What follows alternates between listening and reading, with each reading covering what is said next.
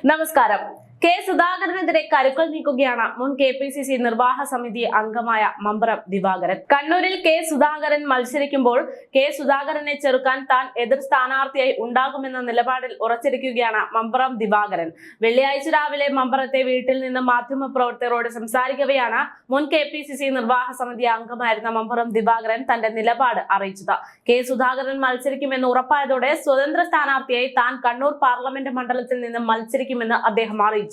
LDFനും BJPക്കും എതിരെ മാത്രമല്ല തന്റെ മത്സരം. കോൺഗ്രസുകാരനായി മത്സരിക്കുന്ന തനിക്ക് പ്രവർത്തകരുടെ വോട്ട് കിട്ടുമെന്ന് മമ്പ്രം ദിവാകരൻ പറയുന്നു. 2 വർഷത്തിലധികമായി പാർട്ടിയിൽ നിന്നും പുറത്താക്കിയ തനിക്ക് ഇതുവരെ എന്തിനാണ് പുറത്താക്കിയതെന്ന് എന്നതിനെ കുറിച്ചുള്ള യാതൊരു നോട്ടീസോ അതിന്റെ വിശദീകരണമോ ലഭിച്ചിട്ടില്ല.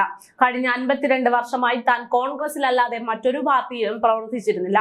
മരിക്കുന്നതുവരെ കോൺഗ്രസ് പ്രവർത്തകനായിട്ടാകും താൻ മരിക്കുക എന്നും മരിച്ചു കഴിഞ്ഞാൽ പാർട്ടി പതാക പുതച്ച് കിടക്കാനും തനിക്ക് ആഗ്രഹമുണ്ടെന്നും മമ്പ്രം ദിവാകരൻ പറയുന്നു.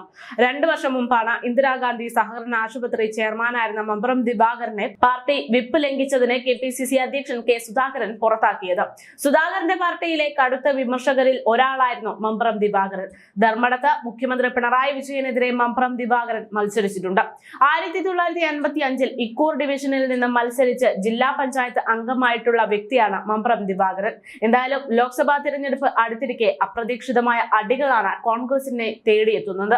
കോൺഗ്രസിന്റെ അടിത്തറ എന്ന് പറയേണ്ടിയിരിക്കുന്ന കെ കരുണാകരന്റെ മകളടക്കം കോൺഗ്രസിനെ കൈയൊഴിഞ്ഞത് വലിയ ചോദ്യചിഹ്നമായി മാറുന്ന സാഹചര്യമാണ് ഇപ്പോൾ. പാർട്ടി വിട്ട് പുറത്തു പോകുന്ന എല്ലാവരും പറയുന്നത് ഒരേ ഒരു കാര്യമാണ്. അതെ, കോൺഗ്രസിന്റെ ചരിത്രവും ഇന്നത്തെ കോൺഗ്രസും തമ്മിൽ അന്തരം ഏറെയുണ്ടെന്ന്.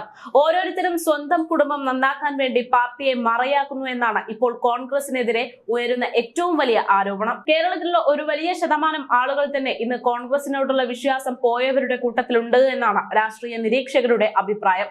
വൈകാതെ കേരളത്തിലെ കോൺഗ്രസ് ചിഹ്ന ഭിന്നമാകുമെന്ന സൂചനയുമുണ്ട്. എന്തായാലും ഇനി ലോക്സഭാ തിരഞ്ഞെടുപ്പിന് ഇനി ദിവസങ്ങൾ മാത്രം ബാക്കി നിൽക്കെ ഇനി എന്തെല്ലാം അത്ഭുതങ്ങളാണ് സംഭവിക്കാൻ പോകുന്നതെന്ന് നെഞ്ചെടുപ്പോടെ കാത്തിരിക്കുകയാണ് കോൺഗ്രസ് പ്രവർത്തകർ.